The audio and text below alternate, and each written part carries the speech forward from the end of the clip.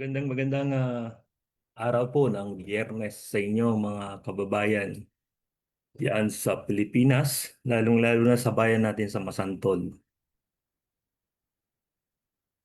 Dinig po ba ako?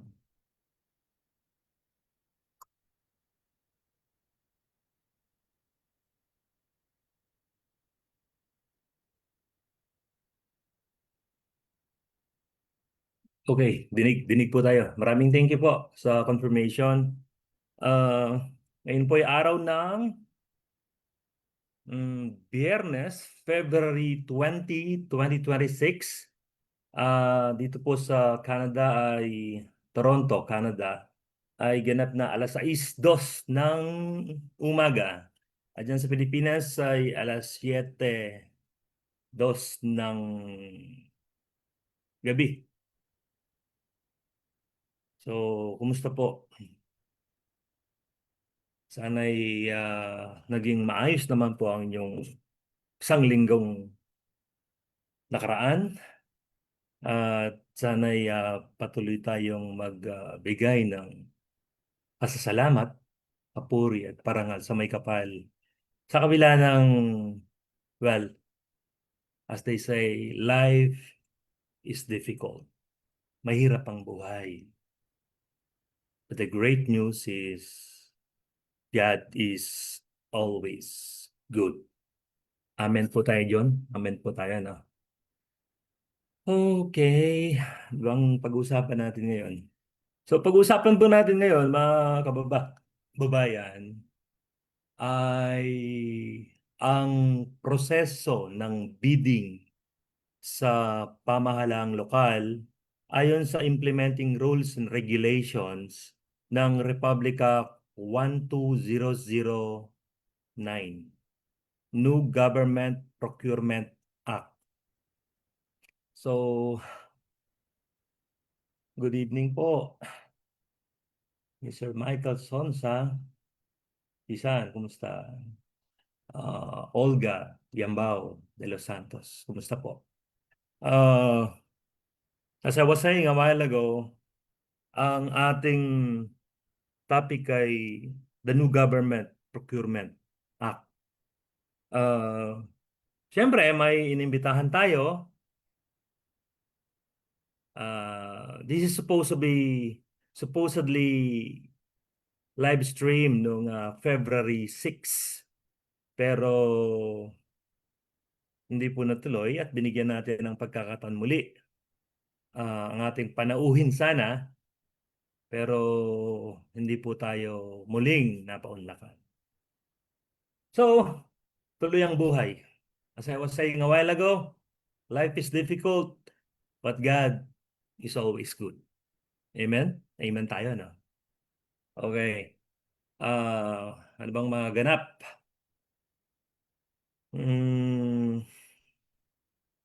So, since wala po tayong panauhin, as usual, meron tayong presentation na lang. Maikling presentation. Marami po ang trabaho natin pag wala tayo na interview eh. I-prepare pa tayo nito. But it's okay. Life must go on. Ano po? I'll be sharing my screen. Mm,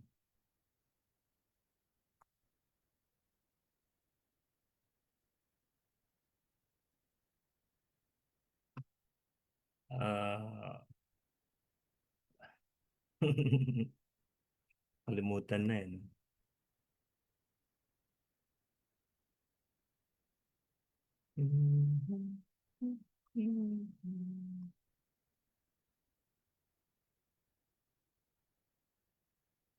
Mga kaibigan, kita po ba yung screen?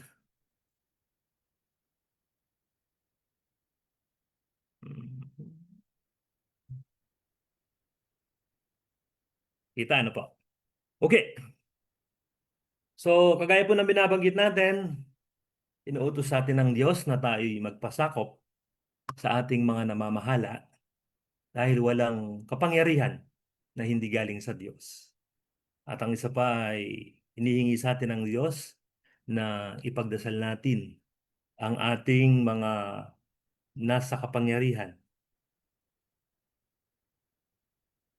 Kailangan po yun, mga kaibigan.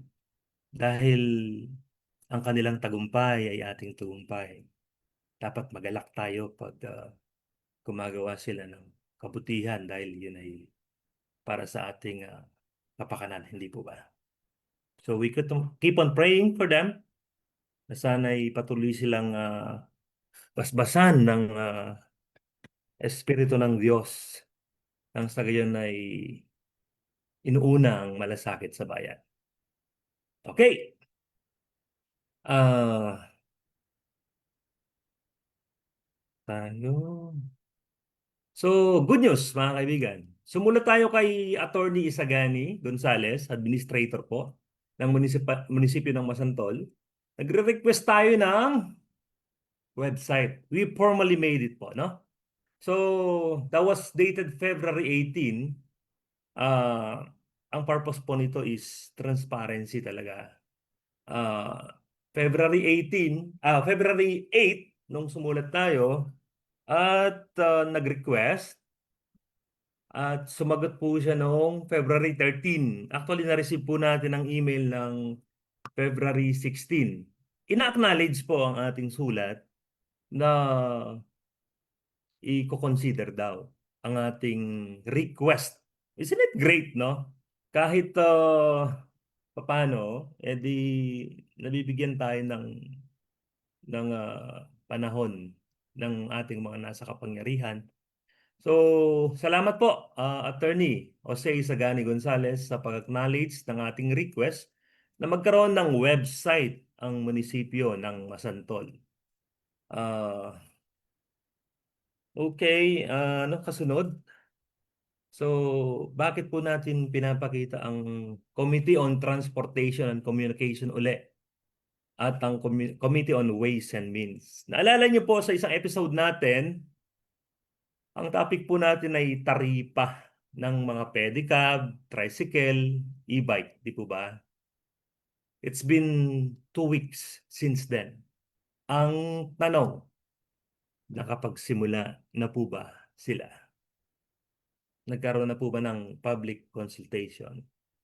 O kaya nagkaroon na ba nagsimula na ba? May schedule na ba? So, napakahalaga po niyan, mga kaibigan. Hindi po ang mga operators, ang drivers, ang magtatakda kung magkano ang pamasahe. Ang magtatakda po ang nabigyan ng kapangyarihan ng Republic Act 7160 ay ang ating sangguniang bayan. Sila po ang magtatakda.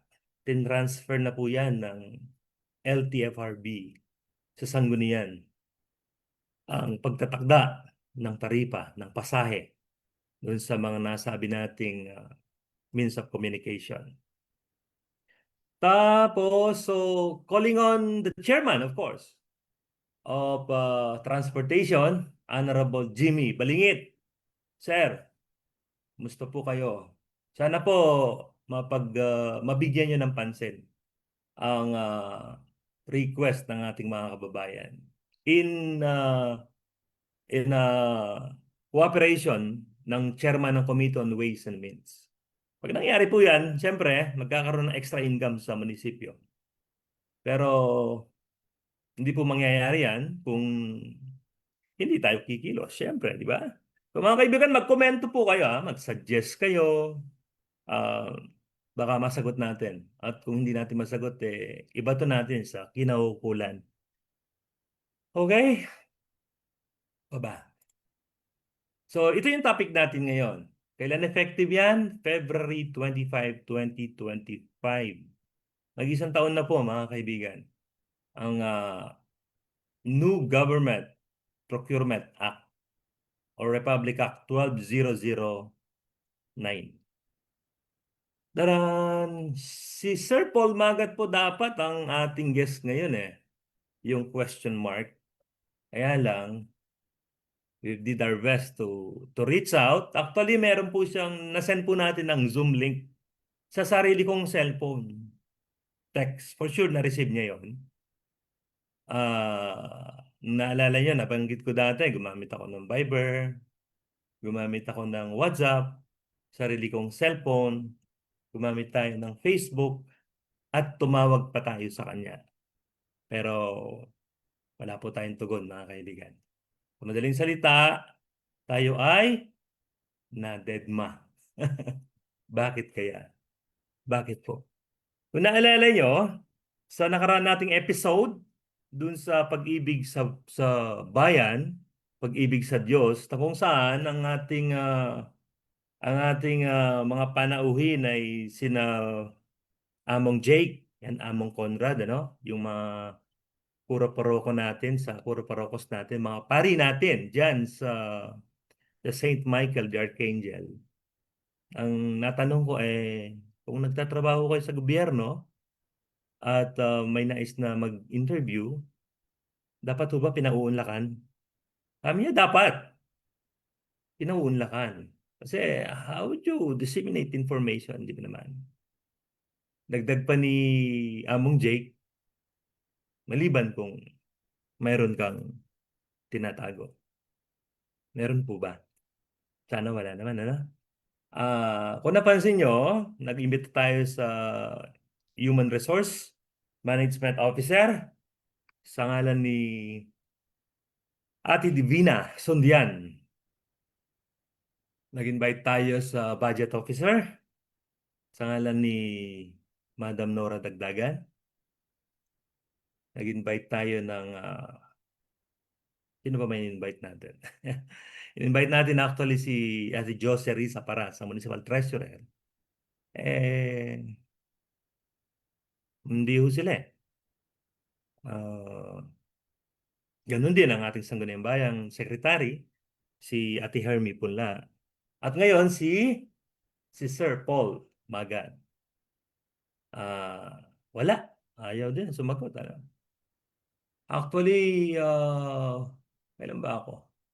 Ang DSWD-O, si Mama Rose Caparas Silva, dinimbitan din natin siya. Actually, dapat ngayon din eh. Hirap kasi mag-schedule pag walang umuoo sa'yo. Pero sabi ko nga kanina is the show must go on na lang. So, bakit po kaya? Kung naalala niyo po, nung unang episode natin, sabi ni attorney, hindi naman sila pagbabawalan eh. Hindi naman sila maganda ngayon, sabi. Basta naayon sa batas ang kanilang mga isasagot. Bakit po? Bakit we keep on denying? Mayor, bakit po ba? Mayor Danilo S. Ginto, bakit po ayaw kayang magpa-interview ng ating mga department heads? Nagtatanong po ako ha, hindi po ako nag-aakusa. Nagtatanong. Okay? So, nakakalungkot na po. So, bakit kaya? Si Sir Paul po Sir Paul Magat, ang chairman ng Bids and Awards Committee. Mamaya pa pag-usapan natin kung ano yung Bids and Awards Committee. Siya rin po yung MDRRMO, Municipal Disaster Risk Reduction Management Officer. Sana nasabi ko ng tama, no? Okay. Anyway, ang kasunod natin.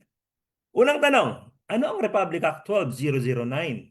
Ang sagot, isang batas na naglalayong palakasin ang transparency, accountability, modernization ng public procurement. Procurement po ibig sabihin pagbili, pag-acquire, pag-purchase sa lahat ng antas ng pamahalaan kabilang ang LGU. Tingnan niyo po yung pagpapalakas sa transparency, accountability, modernization ng public bidding. Naalala ko yung transparency, no? Attorney, sir, baka po pwedeng maghingi ng update sa inyo regarding doon sa sinabi nyo noong first episode natin na nagpo-post kayo ng budget ng financial statements, financial reports, ng bidding in compliance dun sa ah, full disclosure policy ng DILG. That was January 9. Sir, mahigit na po isang buwan. Wala pa rin po tayong naipopost kahit isa sa financial transaction ng munisipyo. Transparency, di po ba yan ang ating advokasya? Yan din ang advokasya ng Mayors for Good Governance ng Pampanga.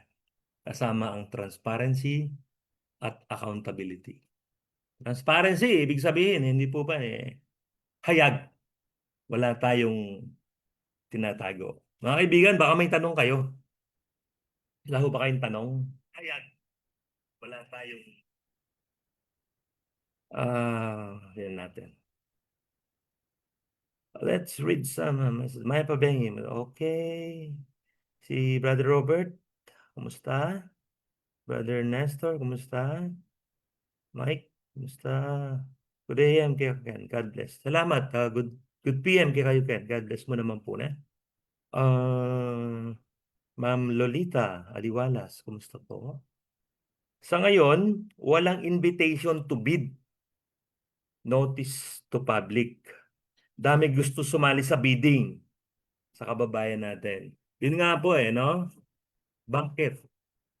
Mamaya po, makikita natin kung mayroon bang legal ba na basihan na mag-post na lang sa Masantol PIO, no? Yun po yung social media ng munisipyo, no?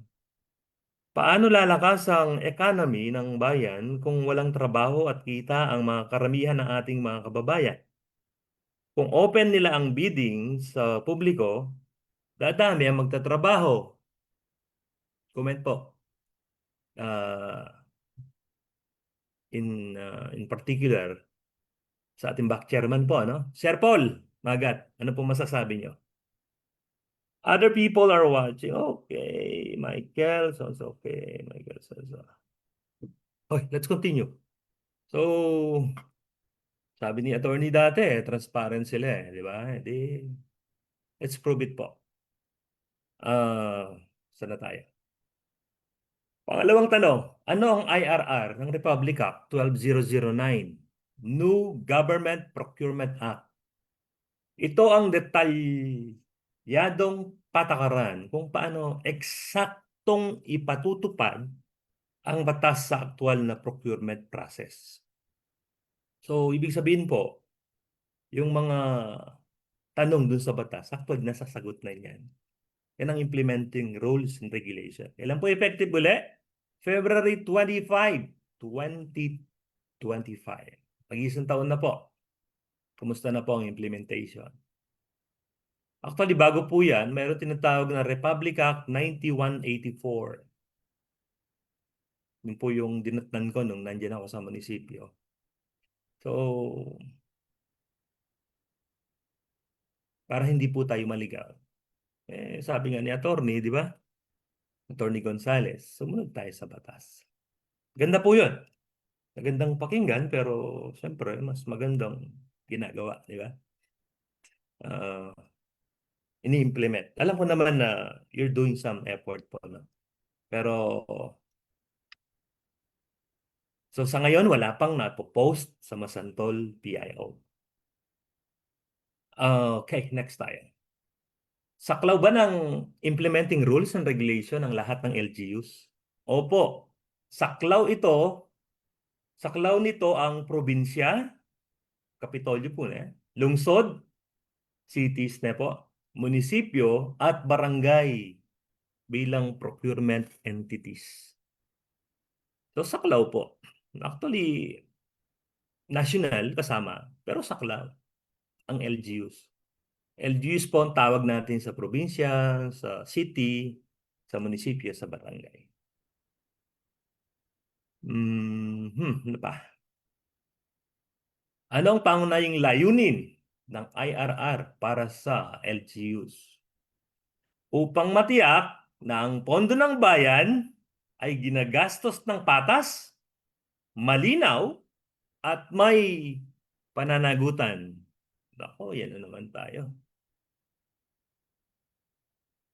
So, pag hindi tayo nakakasunod sa Republic Act 12009, so hindi patas, hindi malinaw, at walang pananagutan o accountability, hindi po ba? So, napakahalaga po na merong patas, merong malinaw, at may pananagutang bidding. Anong papel ng Bids and Awards Committee? Ito na po. Si Sir Paul Magat po ang chairman dito. Hindi ko alam kung sino ang mga members. Pwede namang tatlo sila, lima o pito. Alam ko po ganun eh. So, ang BAC ang responsable sa buong proseso ng procurement mula planning hanggang award of contract. Napaka-tedious po ng trabaho niyan, ano? Pero may responsibilidad din po yan, mga kaibigan. So, imagine niyo sila yung in charge ng buong proseso hanggang sa award of contract. Sino ang may pananagutan sa maling procurement? Sino pa? Siyempre, sila yung sila yung nagpa-facilitate eh. Siyempre, ang back members and users, yung sino yung gagamit nun, at approving authority. Ang approving authority po sa local government ay si gobernador, si mayor, at si kapitan. Sila po ang may pananagutan dyan. Sila po ang approving authority sa local government unit. Tapos, ano ang competitive bidding ayon sa IRR? Maganda po itong tanong na to, tingnan nyo. Isang bukas na proseso kung saan lahat ng kwalipikadong supplier ay may patas na pagkakataong sumali. Ito yung sinasabi ni Brother Nestor kanina. No? Kung hindi bukas, kung pili lang ang pwedeng sumama, hindi po yun patas. Hindi po yun bukas. Hindi po yun transparent. Baka pinili lang ang supplier. Hindi ho tama yun. Ano? Nawawalan ng pagkakataon ng ating mga kababayan na sumali sa bidding. Okay? Hindi pwede yung tayo-tayo lang. Kami-kami lang. Kasama po tayong lahat dyan. Actually, isa yung sa bidding. So, isa to sa mga tinatago talaga, no? Sa sa gobyerno na sila-sila lang. Nakakalungkot yun, di ba? Sila-sila. Kasama tayong lahat eh, di ba? Anak tayong lahat ng Diyos eh. Bakit kayo-kayo lang? Di ba? Hindi pwede. Hindi po natin sinasabing sa munisipyo ng Masantol ay sila-sila lang, ano? Kung ganun ang nangyayari, ay napakalungkot po niyan. Pero sa ngayon, ulitin ko po, wala pa pong nakapost. Kumusta na po ang first quarter implementation ng projects, plans, and activities sa munisipyo? Nai-post na po ba? Wala tayong nakikita. Okay? So, ang sinasabi lang ho natin ay base sa ating nakikita. Wala tayong nakikita eh. Sa Masantol PIO eh. Panay picture-picture ang nandun. Wala namang masama doon kung may pakita ang serbisyo ng munisipyo. Pero parang nawawala yung transparency talaga essence. Ano? Ah, kasi si Mayor ang palagi kong nakikita doon. Hindi po Masantol PR ang Masantol PIO. Masantol PIO, Public Information Officer Office. So, i-inform natin ang ating mga kababayan hindi lang dun sa magagandang bagay na nangyayari. Ano po? Siyempre, Panay good news. Para kasi ang dating papogi no? Papogi yung Masantol PIO. Kung nagpo-post kayo diyan ah, ng budget, ng financial reports, ng bidding, we can say po na patas. Para sinabi ko hindi patas. Ano? Ganun na rin yun. So, hindi transparent talaga. But sa first interview natin, we are echoing transparent, di ba? Pero hindi po. Yung portal ng DILG hanggang ngayon wala pa rin, mga kaibigan. Para sa full disclosure policy. Ano pa yung sunod natin? Kailan pinapayagan ang alternative methods of procurement? Tipo, tingnan nyo, kapag may legal na batayan tulad ng emergency, field bidding, o specialized goods, at dapat may kumpletong documentation. Natural, di ba ba? I still remember when I was working in the municipality, di po kami nagre-release ng funds kung walang kumpletong documentation. Marami nagagalit pag gano'n. Saka na yung document, release yung funds. Kulang ang pirma dito, kulang ang dokumento. Tapos, pag hindi ka pipirma, ma-experience, nako, susumbong ka kay sir, kay mayor. Those were the experiences. Maganda po yun, yung experiences na yun. Maraming beses tayong lumuha, umiyak, nasaktan. Isa nga, nalalabasan pa tayo ng bakal eh. Pero,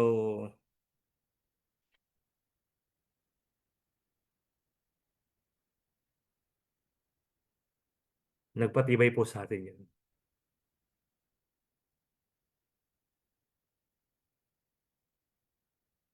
Next question. Ah, ano ang kahalagaan ng annual procurement plan?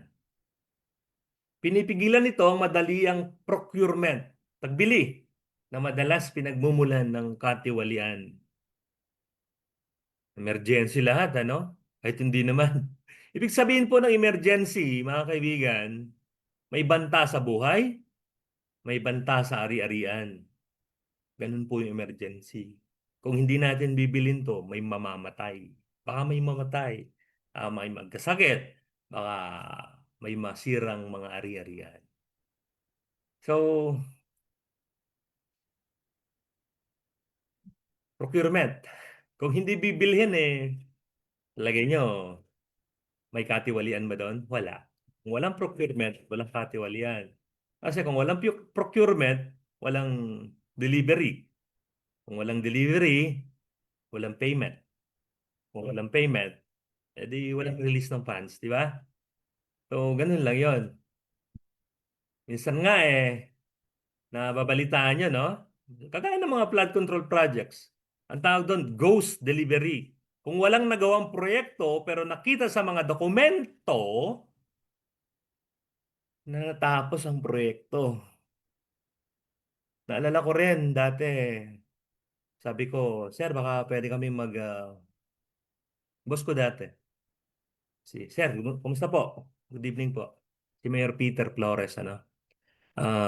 Baka pwede kaming mag pre-audit ba dun sa proyekto. Nagalit siya eh. Okay, sabi niya, mayroon ng engineer eh. Ba't mo pa papasukan yung gano'n? O nga naman, no? May engineer na eh. Kahit sana pa paano, sa haba, sa sukat, sa kapal ng proyekto, kung daan man yon o pathway, sana may konting assurance. Pero ayaw nila eh. Ano gagawa natin? Ano? Anyway, okay. So, ibig sabihin nito, mga kaibigan, pinaplano yung lahat ng bibilhin. Annual procurement plan. Sa isang taon, ano ang mga bibilhin natin? Pwede naman yan i-adjust kung kailangan talaga. So, yun, yan ang tanong. Pwede bang magsagawa ng procurement na wala sa APP? Ang sagot ay hindi. Maliban kung i-justify at documented ang amended sa IPP, Annual Procurement Plan. So, i-justify natin. Bakit natin i-insert ang procurement na ito? Eh, mga limbawa lang. Well, wala sa annual procurement plan ang pagbili ng sasakyan. Pero may gustong department na bumili ng sasakyan. Hindi pwedeng hindi i-amend yan. Committee po yan, sir, ang nag-a-approve ano. Oh, hindi ako nagkakamali, na-approvean din yan sa Sangguniang Bayan eh. Okay. Anong papel? Laban tanong. Tanong ngayon mga kaibigan. Ito ang anong papel ng online posting sa procurement? Ito na. Naku, online. Ito yung isa sa pinalakas na provision ng ang tawag dito ng Republic Act 12009. Gamitin ang online posting. Kahit ulit-ulit, mga kaibigan, wala pang napopost na bidding, invitation to bid sa Masantol PIO. Ulitin ko po, ang Masantol PIO website, FB page ng munisipyo ng Masantol. Hindi yan Masantol PR, public relation. Hindi lang pagpapapogi. Ano po? Komento lang po yun, huwag kayong magagalit. Ulitin ko, may Supreme Court ruling sa mga sensitive na politician. Wala daw pong puwang ang pagiging sensitibo ng mga public officials, lalo na yung elective, sa mga puna ng sambayanan. Ito ang pangunahing mekanismo ng transparency. Kung walang posting, may paglabag. Nako, paano yan? De, may paglabag.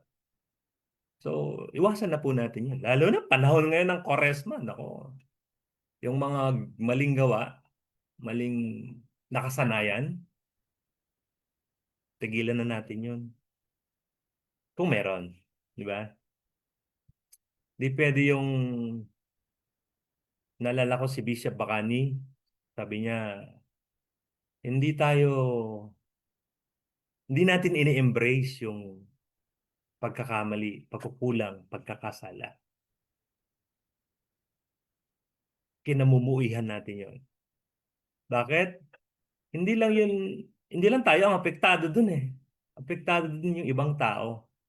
Lalo na sa gobyerno, mas marami apektado, di ba? So, tanong, walang sagot.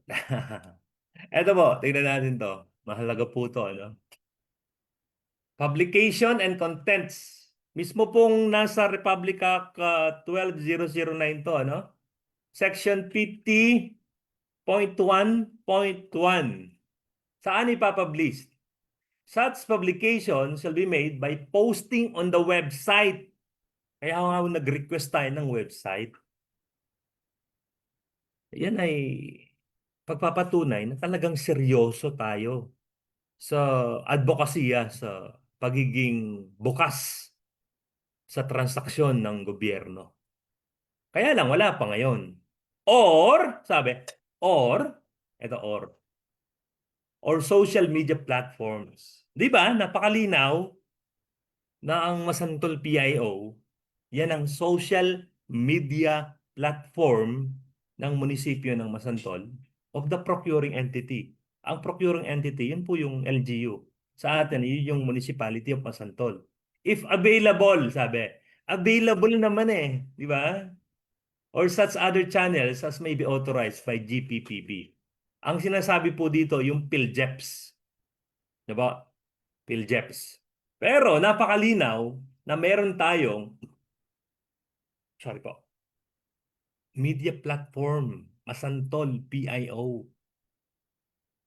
Kaya wala po tayong may dadahilan kung bakit hindi tayo magpo-post dyan.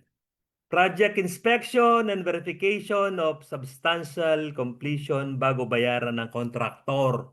Sabi po yan ni Brother Mario Martinez. Tama naman! Di ba? Ganun talaga. Actually po, nung nasa munisipyo ako, nagre-request ho tayo ng picture before, during, and after. At nakapirma doon ang kapitan. Nakapirma doon. Kahit initial lang. Initial lang kapitan. Naka-date. Para lang, minsan, kakalungkot. Parang recycled yung ano. Pero hindi ko nasakop yun. Ano? May dokumento kompleto Nakapirma engineer Na-accept ni sir, ni mayor Di ba? Accept ni kapitan ba't di mo re-release ang ano, kompleto yung dokumento? Okay, pag may magic doon, bahala sila sa buhay nila, di ba? Pero labas tayo. Ganun ang trabaho natin Completeness of documents, availability of funds. Sabi ni Brother Mike Dison, if there's a good planning, there should be no major adjustment. Totoo, di ba? Technically speaking, any adjustment on the plan shows failure on the annual planning, which is correct. Di ba? Pero may provision naman para sa emergency. Minsan hindi natin na-foresee, no? Pero totoo yung sinabi ni Brother Mike, no? Mike Dizon. For planning,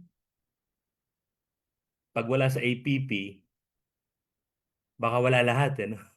Baka wala more than sabihin natin 25% wala sa planning Di ba? Ah, dali lang mga kaibigan Mag public service muna tayo sa pamilya.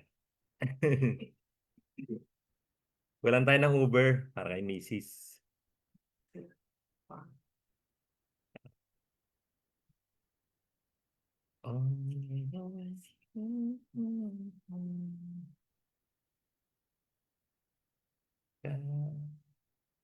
Okay. Kumusta po? Biyernes ngayon. Bawal ang karne, ano? Okay. Okay, ano pa ba? Saan na ba tayo?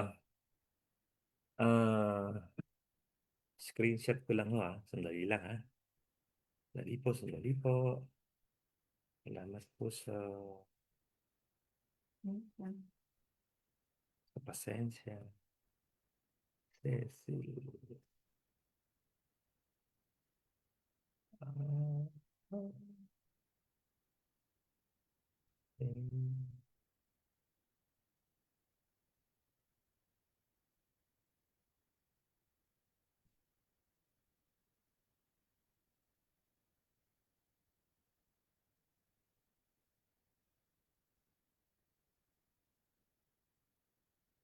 Okay, tuloy po tayo. Ulitin natin,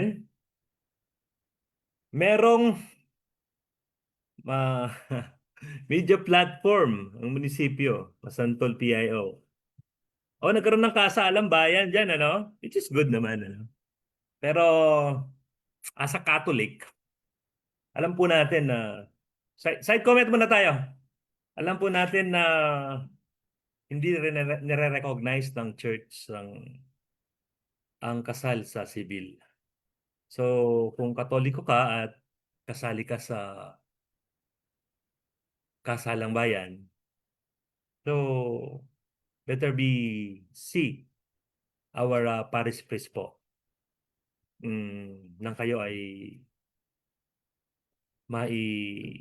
mabasbasan o may kasal. Bye. This is malis na. So hindi po kasi ganun. Uh, Although, alam ko si Mayor Dan Catholic din. He should be encouraging as well dun sa mga nakasal na Katoliko na see the parish priest at mabasbasan sila ng simbahan. So, ano ba? For justifiable reasons, procuring entities that cannot publish. Wow naman, no? Procurement or in the website or social media platform or such other channels authorized by GPB shall publish its invitation to bid at least once newspaper or general nationwide circulation. My That is the requirement actually of Republic Act 7160. That was 1991. Napakaluma na po. Panahon na po tayo mga kaibigan ng social media. Eh, utilize po natin. Ano? Okay. Ano ang mangyayari kung hindi nag-post ng bidding opportunities? Ito na yung komento kanina ni Brother Nestor, no? Posibleng manalify, mapawalang bisa, ang procurement at managot ang mga opisyal. Nako, si Attorney Isagani Gonzales, alam na alam to, sigurado na. So sir, baka pwede nyo pong pakiusapan ng Bids and Awards Committee na mag-post sa Masantol PIO para po walang aberya, sir. Ano? At hinihintay pa rin po natin ang compliance nung ng full disclosure policy. Budget, financial reports, financial transactions, bidding. At naalala ko lang si paring engineer Gary Viray. Baka sir, pwede po tayong mag-post ng mga proyektong gagawin na implement at kasalukuyang ginagawa. Public information po, di ba?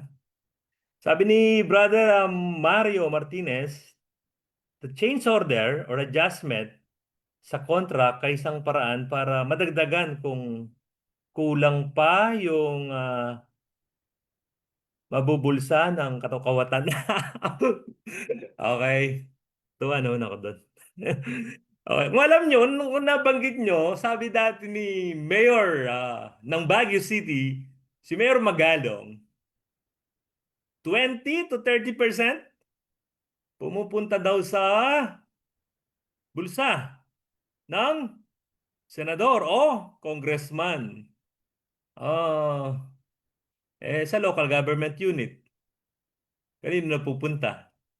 Hindi po ako nag-aakusa ha. Ulit. Nagtatanong lang po. Eh di kung wala, eh di wala, di ba? Oh. Naalala nyo, sabi din ni Mayor Magalong, nagsisimula sa budget pa lang, di ba? Pag nailusot sa budget, meron ng bigayan. Sabi niya, sinong supplier ang nananalo? Yung malaking nagbibigay at pinakamaagang magbigay. My goodness, no? Saan pupunta ang bayan natin kung ganon? Sana wag naman. Sana hindi naman ganyan sa munisipyo natin, ano? Sana hindi po, Mayor Dan, ano? Nagtatanong po, hindi nag-aakusa. Uh, Thank you, ah. Thank you mga kaibigan sa mga comments and suggestions. Next tayo. Ano ang open contracting na itinataguyod ng implementing rules and regulations? Prinsipyo na bukas sa publiko ang impormasyon mula planning hanggang implementation. Nako, napakahaba niyan. Dapat pala niyan bukas. Mula planning hanggang implementation. Ano na po? Napakahirap po ng transparent, ano? Pero napakaganda. Kasi po, may iwasan ng korupsyon. Ay, dami na nangyari sa nakaraang taon sa pagbaha. May isip pa ba natin yan? Nakakalungkot naman, no? Kailan kaya mananalo ang bayan?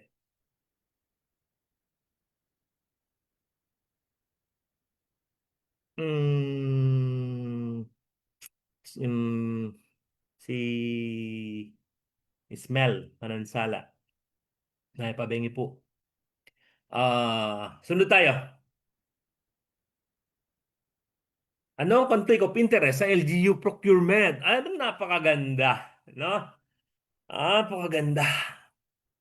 Naalala nyo yung minsan pag-usapan din natin ng SOSE, baka merong nagbigay ng donasyon sa mga politiko natin dyan. Ah, Tapos sila yung nakakuha ng mga bidding, ano? Sila yung nanalo, no?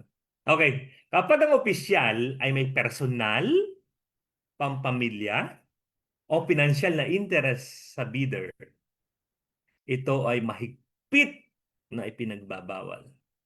Baka naman ang kontraktor ay kapatid mo, pinsan mo, uncle mo, kaibigan mo. Di ba? Personal di ba? Kapamilya mo.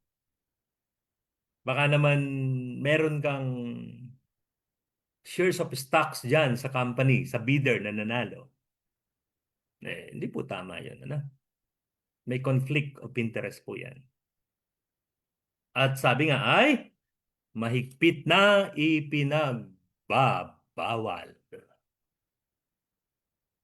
Sir, check po ba natin yan? Sana, no?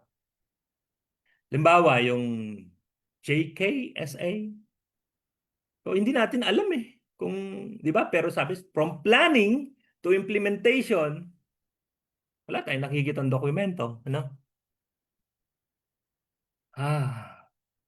Mahirap maging transparent. Bukas.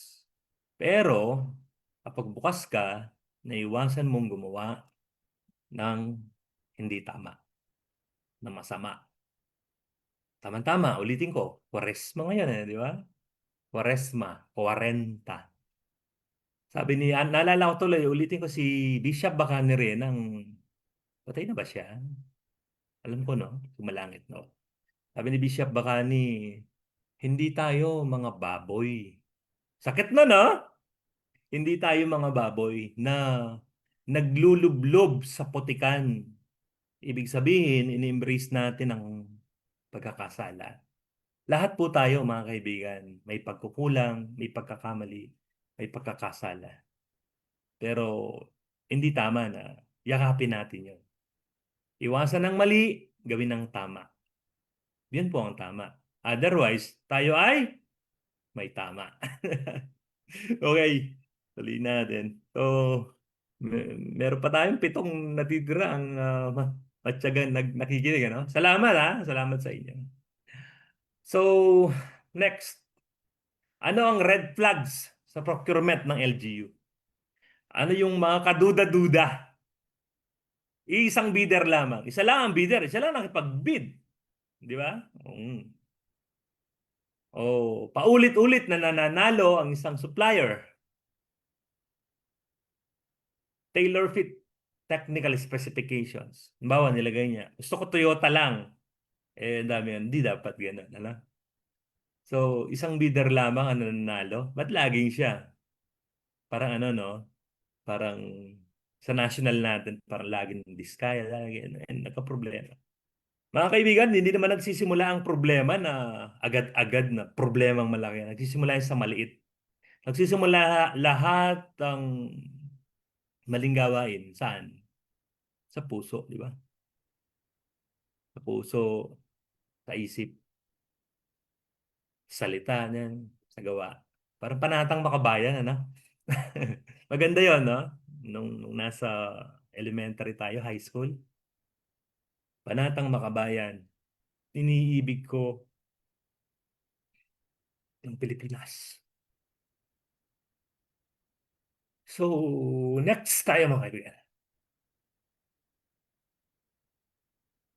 Ganda na ito, no? May papel ba ang civil society sa procurement process? Ang sagot ay meron. Pinahintulutan ang civil society organization observers upang bantayan ang proseso ng bidding. Sino po ang observers natin dyan, sirs? Sa BAC, sa Bids and Awards Committee. Sino po? Tatanong po tayo, ha? Siyempre gusto nating malaman. Walang nagpa-interview Wala tayong makukuha sagot.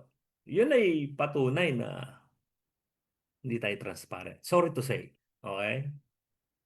Sabi nga ni, kahit ulit, sinabi ko na kanina to Sabi ni Father Jake, si Among Jake, kailangan magpa-interview ka. Maliban kung meron kang tinatago. Sana naman, hindi kinausap ni Mayor Dan na huwag magpa-interview. Hindi tama yun, sir. Gusto natin maging bukas. Gusto natin maging Hindi po kasi ito normal, mga kaibigan. Just to let you know. Panahon tayo ng social media eh. Di ba? Hindi normal na may nagtatanong sa gobyerno. Hindi normal na may nagpupuna. Nasanay tayo sa takot. Kaya alipin tayo ng takot. Ba't ka natatakot? Kasi hindi pa dalisay ang pag-ibig sa ating puso. Sabi ni Saint John. Siyempre, ako ba takot? Takot din. Nilalabanan lang ang takot. Kasi pag di mo nilabanan ng takot, wala tayong bukas, mga kaibigan. Di ba? Sabi ng sinong kumanta? Si Corita, ang takot ay nasa isip lamang.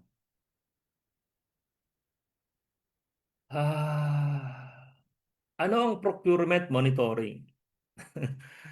Patuloy na pagsubaybay kung ang proyekto ay naipatupad ayon sa kontrata at tamang kalidad. Hmm.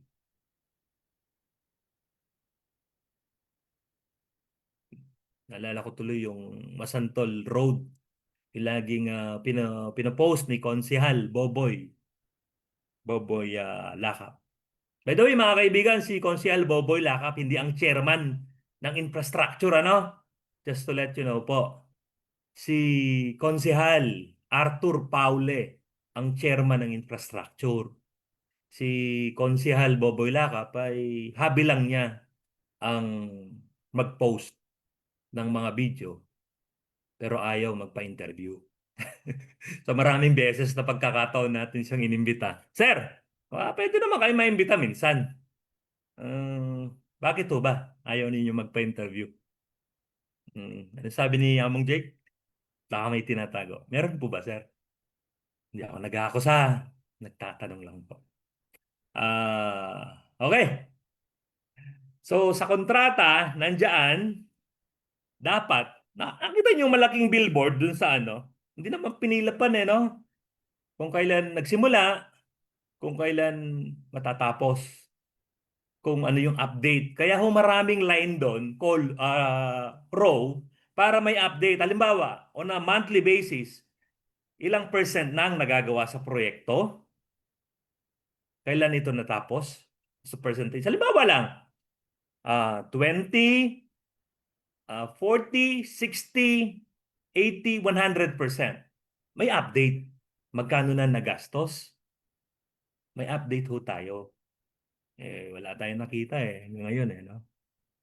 Ito yung sinasabi ko na, Sir Engineer Gary Viray, pwede kayong mag-report ng mga proyektong natapos. Ano? Sabi ni Brother Mario Martinez, sa planning pa lang, dapat may transparency na. Tama, yun, nakalagay doon, no, di ba? From planning to implementation. Kaya dapat may public information. Meron naman, hindi lang pinapost. Sabi ko nga kanina parang Masantol Public Relations Ang dating ng Masantol PIO di ba? Public information and consultation sa bawat proyekto. Meron naman daw. Nagko-consult naman daw sila. Pero sir, maalala ko lang yung Local Development Council ha. Kaduda-duda kasi na hindi patas, balanse ang sektoral representation. Kasi panay mangingisda ang 9 out of 10 sa mga na NGO We encourage the municipality to encourage other sectors na magpa-accredit sa Sangguniang Bayan. Sangguniang Bayan po nag-accredit dyan, mga kaibigan. Bakit ganun?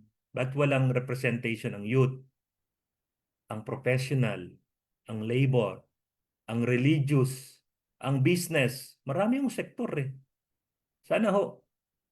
Tapos na yung budget ng ng 2026 susunod ho. Baka pwede yung i-consider. Eh, sabi nga ng DILG officer walang nagpa-accredit daw Okay, bakit kaya? Dapat tinatanong din natin yun Kung walang nagtatanong, dapat tayo ang magtanong na nasa gobyerno. Bakit walang nagpa-accredit? Bakit panay mangingisda ang nagpa-accredit sa as members ng NGO sa Local Development Council? Ano? Nagtatanong po tayo. Hindi po tayo nag-aaksa. Okay, tuloy natin. Ano ang kahalagahan ng kompletong documentation? Ito po yung trabaho namin dati. Kompleto yung documentation before release of funds. Pero minsan, kahit kumpleto ang dokumento, hindi yun ang totoong nangyari. Hindi ko alam yun. Di ba? Di natin alam yun. Tawag doon ay may... Mamaya, basta. Nagulan tuloy. Ito ang depensa ng LGU at opisyal laban sa alegasyon ng irregularidad. O, tingnan nyo. Eh kung nagpo-post kayo, hindi namin masasabing wala kayong violation of the posting. Wala eh. Wala po. Wala po mga kaibigan. So, from planning to implementation. Ang ganda, no? Tingnan nyo yung transparency. Tingnan nyo yung Republic Act 12009. Hmm, okay. Masaya ho ba kayo, mga kaibigan? Ah, Siyempre, dapat lagi tayong masaya. Biyernes ngayon, Happy Friday! Di ba? Sa trabaho pag Monday, nagigreet ako ng Happy Monday, Tuesday. Yung iba nagagalit no? Monday. Problema nila yun. Buhay ka pa humihinga ka pa, nagising ka pa. Di ba happy yun? Di ba? Anyway, mindset lang yun mga kaibigan. Palitan natin ng mind. Every day is a good day. It's all up for you to make it a happier, a better day. Tama ho ba? Okay. Ano to? Ito, post-qualification. Yung tinitingnan ng kay legal existence. Totoo ba yan? May dokumento ba yan? Registered ba yan sa DTI o Securities and Exchange Commission? Di ba? May registration ba sa BIR? Something like that. Technical capability. Meron ba silang kakayahan? May mga equipment ba sila? May mga tao ba sila? Pag nadidelay ang proyekto, bakit? Baka wala silang gamit, ano? Baka nanghiram lang. Baka wala silang tao. Di ba? Financial capacity ng bidder. Meron ba silang puhunan? O ang puhunan ay galing din sa gobyerno? Nagtatanong ho tayo ha? Hindi tayo nag-aapasa. Ah, may tinatawag gisa sa sariling mantika. No? Sino pa ba yung nandito? Tanong ho kayo. Maring magsagawa ng verification ng documents, site inspection, validation ng track record. Naalala niyo dati, nung pandemya, hindi po ako anti-DDS ha, magkakapatid tayong lahat Sa realidad lang tayo. Ang capitalization ng Parmali, I still remember the name, ay 625 million, ay 25,000 lamang. At nag-exist pa lang sa loob ng 2 taon. At nakakuha ng kontrata sa gobyerno ng mahigit kumulang sa 13 billion. Di ba? Anyway, di ko alam kung ano na yung nangyari sa kaso na. Pero siyempre, kaduda-duda. Sana alisin natin yung maiwasan natin na magduda ang taong bayan sa mga financial transaction. Siyempre, in fairness kay Mayor Dan, sabi ko nga may mga lumilitaw na projects naman Tama yon. Ang lagi kasing comparison is kumpara sa nakaraang administrasyon. Hindi ko po alam pero ang administrasyon ni Mayor Bustos, Pero sabi ng nakakausap natin at parang konti ang lumitaw ng proyekto. Minsan pag-usapan natin yan. Interviewin din natin si Mayor Tonton Bustos kung papayag siya sa nakaraang panunungkulay niya. Naalala nyo, di ba? Payagan tayo. Si Mayor Tonton Bustos po ay anak ni dating Congressman George Bustos. Tama ho ba? Recommendation at approval ng award. Paglalabas ang back ng resolution recommending award. O yun, magre-recommend kung alin yung higit na makakatipid at magbibigay ng mas mataas na kalidad sa mga proyekto, sa mga goods, sa mga services. Sino ang final approval?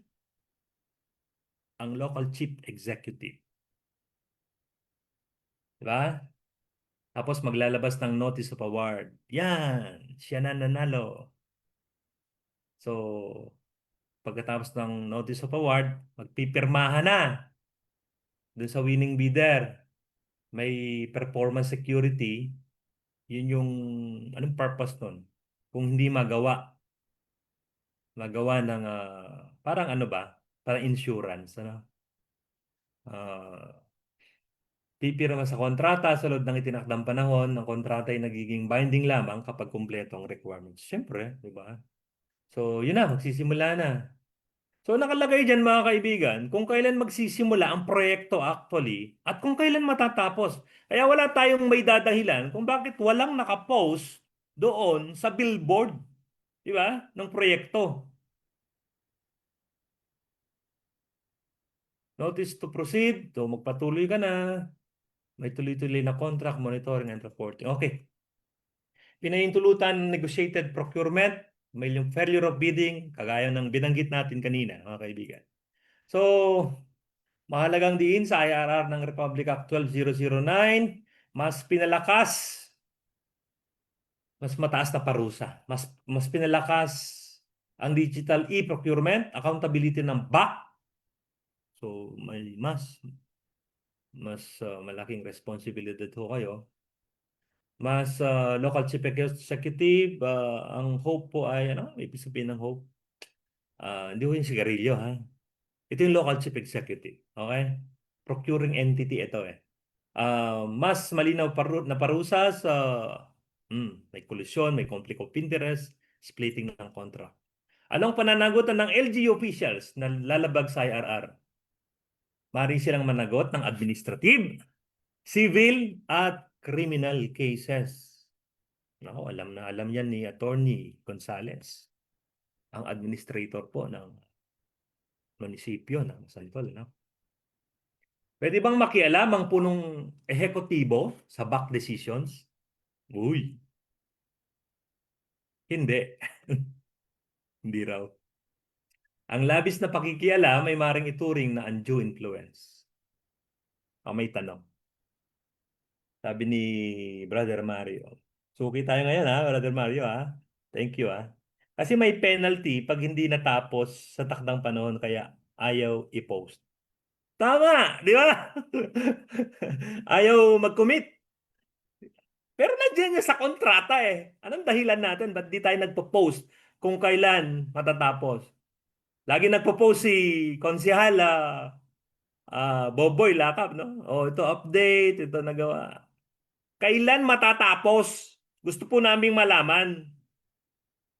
Ano mahirap doon, sir? Di ba?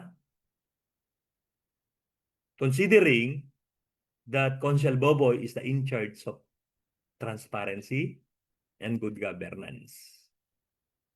Dapat siya yung nagtatanong doon eh, no? Pero ayaw sumagot.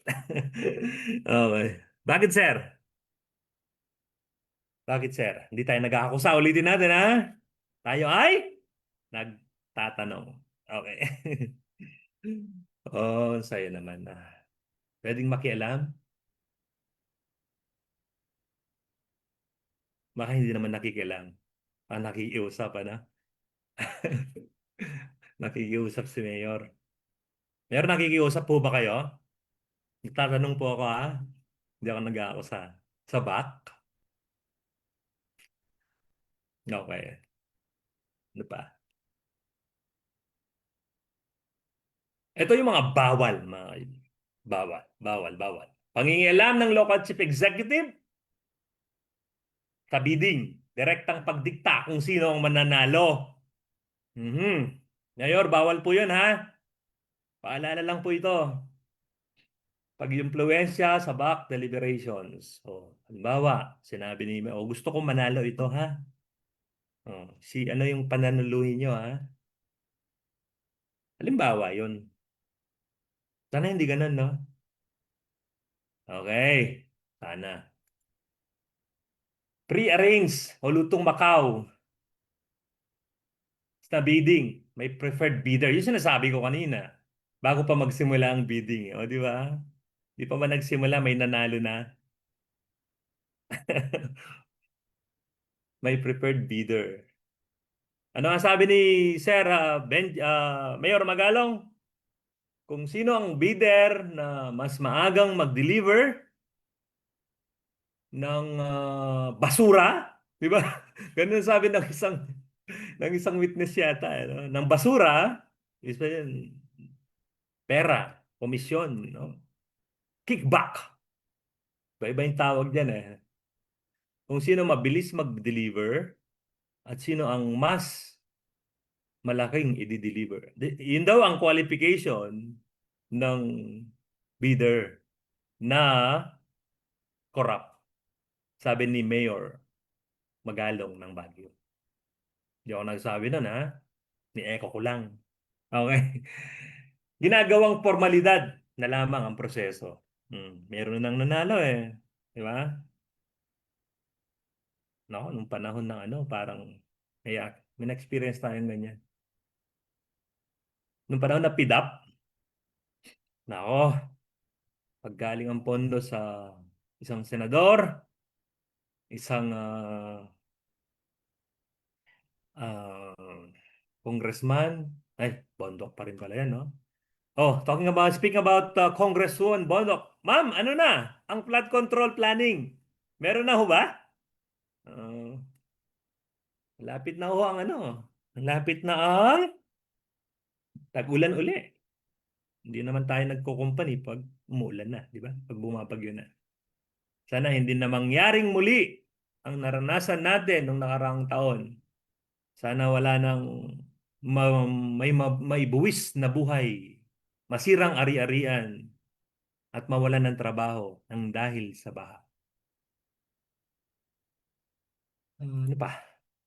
Manipulated or tailored fitted terms of yung sinabi ko kanina, halimbawa, gusto ganito, technical. Alam mo naman, si bidder A lang, merong ganun. Hindi tama, di ba? Meron naman pagpipilian eh. Nililimitahan ng kompetisyon. Unjustified use of alternative methods of procurement. Negotiated procurement, kahit walang legal na basihan. Emergency procurement, na hindi man totoong emergency. Di ba? Hindi naman pala eh. Wala naman palang in danger sa buhay eh. Wala naman danger sa property eh. At ka nag-emergency. So, failure to post procurement activities. Hello mga sir. Tabak. Attorney. Failure to post procurement activities. Hindi pag-post sa PhilJeps. Nagpo-post yata sila sa PhilJeps, ano? Pero meron tayong Masantol PIO. Wala pa tayong website. Kailan kaya aksyonan yun? Hindi ho yun ganun katagal dapat, ha? Ako. Yun yung emergency, di ba? Gusto yung maging transparent eh. Paglabag sa transparency requirement. Hello. Illegal disqualification of bidders. Oh, dinisqualify niya to kahit qualified naman. No? Kahit compliant. Select, ito lang ang gusto kong maging bidders. Meron kang pinapaboran. 7:10 na pala. Isa natin, no? May pasok pa po ako eh. Conflict of interest ng back members o local chief executive? May kamag-anak, personal. Pinag-usapan na natin ito kanina, no? Direct violation ng ethical standards. Republic Act 6713. Ethical standard po, no? Falsification o manipulation ng procurement records, backdated.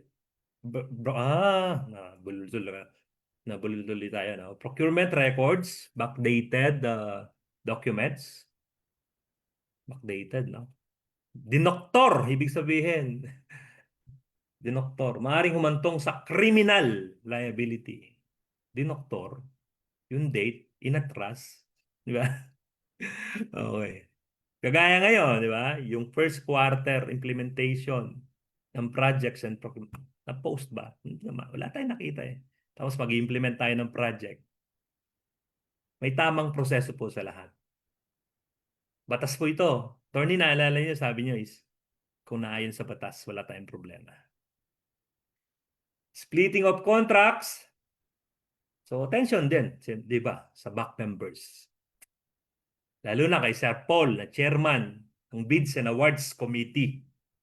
Splitting of contracts, bawa, para dun sa threshold, di ba? Para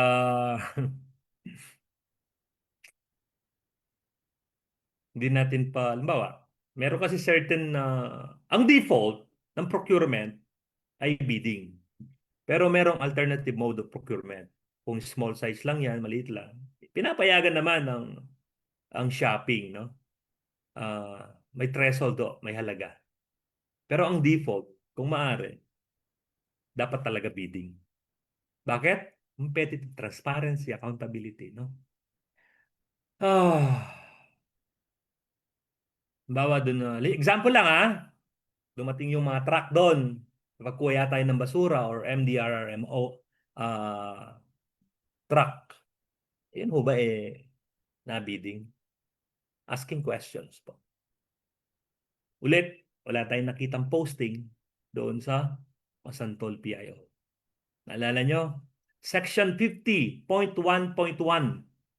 ng Implementing Rules and Regulations, mag-post doon sa website o social media platforms if available. Meron po tayo, Masantol PIO. Ang mga paglabag na ito ay maaaring magbunga ng administrative liability, pwedeng masuspinde, pwedeng madismiss ang officials and employees involved, civil liability, o kailangan mag-refund sa mga damages, criminal liability kung may katiwalian, kung may falsification, kung mayroong graft. O, tapos, paano pinapalakas ng IRR ang transparency? Sa pamamagitan ng mandatory disclosure po. Remember, from planning to implementation ng project. Standardized procedures at digital platforms. Napakalinaw po, di ba? Mas yan po ang Masantol PIO. Anong epekto ng IRR sa discretionary power ng LG officials? Nalilimitahan. Maiwasan ng abuso at palakasan. Dapat, di ba? Pero, may mga taong they are always circumventing. Tama ba yung word ko? Circumventing the law. Anyway, transparency po ang key dito, no? Maging bukas tayo. Anong papel ng audit sa ilalim ng IRR? Tinitiyak nito na ang procurement ay ayon sa batas at tama ang paggamit ng pondo. COA. Ito po yung Commission on Audit. Experience ko po dito hindi maganda. May mga auditor na talagang nanghihingi. Sabi ko, ba't ka nanghihingi sa akin? Wala naman ako.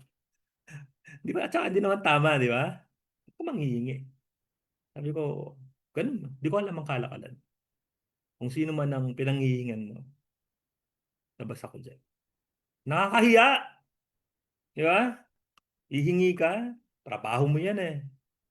Kung may trabaho ka, gawin mo. May sweldo ka na nga eh. Gawin mo ng tama. Di ba? Oh, sabi dati sa akin, laro akong utang na loob. Kasi in-appoint ako di ba? As municipal accountant. Sabi ko, alam ko kung pagbabayad ng utang na loob ay gagawin ng tama ang tungkulin na iniatang sa aking balikat.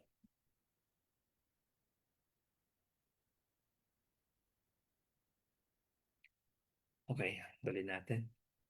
Magdramahan tayo dito. Ano? Anong papel ng audit? Okay, yeah. Sabi ko nga sa atin, oh, tignan mo yung COA, no? Hindi naman lahat, may mga mababait naman na, ano, may mga mabubuting auditors naman. Bakit may, kaya nga tawag nila sa iba is kuha ng kuha eh.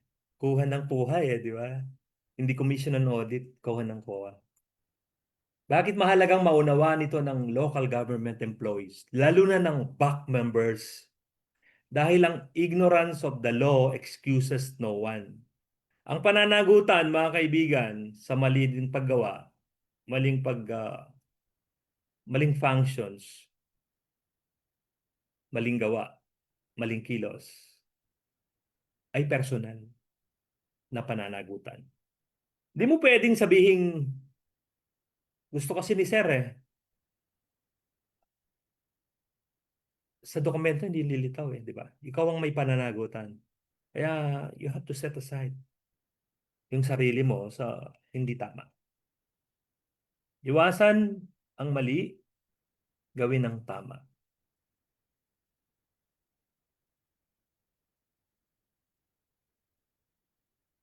Sikapin natin maging tama. Dahil sa huli, ang lahat ay pansamantala lamang, di ba? Sabi ni Mayor Dan, nakita ko yung post na eh, yung kailangan daw maging mababa ang loob. Yung nag-post yata siya ng ladder, ano? Ah,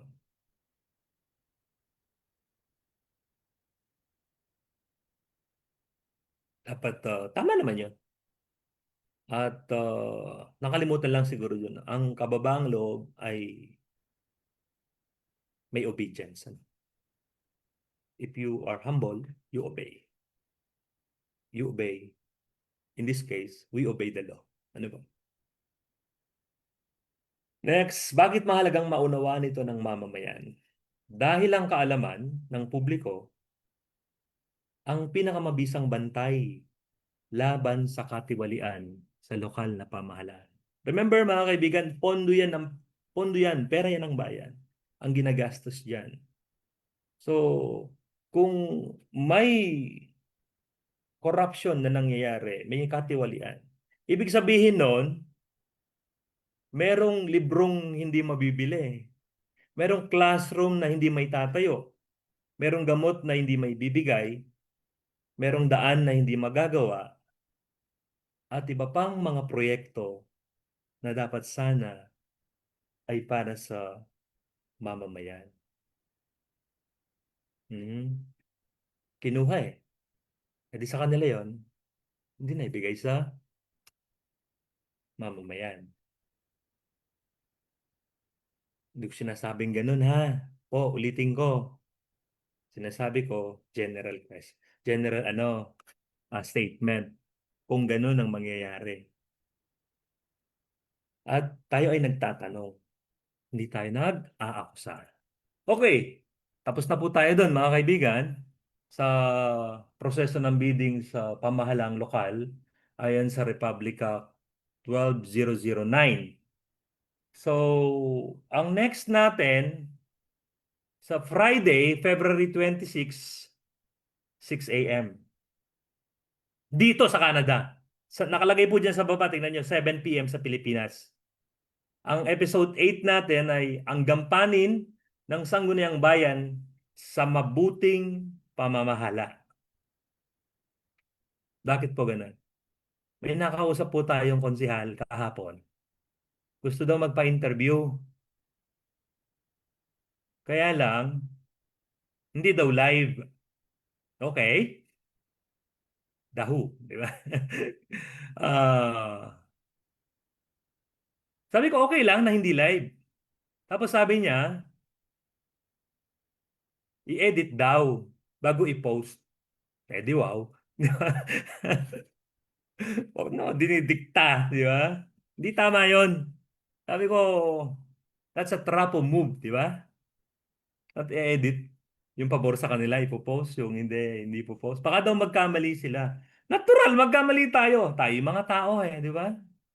Pero kung nagkamali ka, edi tama mo. Ganun lang naman yun. Hindi naman tayo nagdidiin. Tayo ay nagtatanong. Tayo ay gustong tumulong.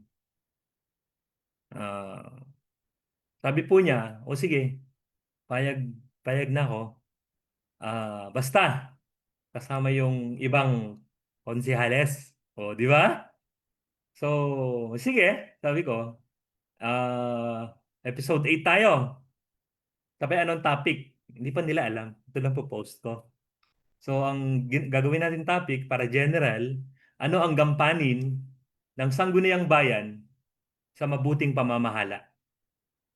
Di ba? Yun lang pag-uusapan natin. Ibig sabihin, paano nakakatulong ang sangguniang bayan sa mabuting pamamahala? So, sino yung konsehal na nakausap ko? Dahu. Yun. Sino yung konsehal na sasama sa sa next episode natin? Dahu din, di ba? Tingin niyo po, may hula ba kayo? Di ba, pahula tayo kung sino. Nagpa-guess tayo kung sino. Tatlo. Tatlong konsehal. Na napag-usapan namin sino sa kanila. At darating ba sila? At mag-a-attend ba sila para talakayin ang topic na ito? Sana, no? Uh, sana. Nakakatakot ba ako? Hindi naman, di ba? Sila matatakot, sabi nga ni Among Jake, di ba? So sana. So, maging malaya ang ating talakayan, giging walang takot. Huwag kayo matakot, mga kaibigan. Magtanong. So, ano na? So, sa susunod ulit na Biyernes. So, doon po sa invitation ko, ah mag-guess ho kayo kung sino ang sa tatlong konsehal ng ating bayan ang amin na pag-usapan. Pag nanalo kayo, tama yung guess nyo, pwede tayo magpa-premyo, no? What do you think? Pwede. Sige, gawin natin. Hula. Dun sa post ko, dun sa invitation ko, sumagot kayo kung sino sila. Sana dumating sila, no? Mag-attend sila sa ating invitation. At sana rin, hindi naman na binabawalan ni Mayor na mag-attend ng ating mga department heads sa pagpapaliwanag sa kanilang duties and functions. Sabi ni attorney, hindi raw Pero kung napansin nyo, wala pa tayong na-interview department head ni isa. Bakit kaya? Bakit kaya? Diba? Kanta yun ni Gary Valenciano. So, okay. Next. Paalala po, walang puwang sa elected ones, lalong-lalo na elected officials, ang maging balat sibuyas sa puna ng taong bayan. Walang puwang. Okay? Hindi tama. Ayun po. Ayon sa Supreme Court, GR number 246824, Labargan versus People of the Philippines, dated December 6, 2023. Meron pa ho isa di ba? Naalala nyo? Uh, Yabut versus Ombudsman. GR number 111304, dated June 1994. So, magbalat sibuyas po. So, with that, maraming thank you. Lagi pong nagpapaalala na sana'y magdala tayo ng pag-asa at galak sa isa't isa at naway ma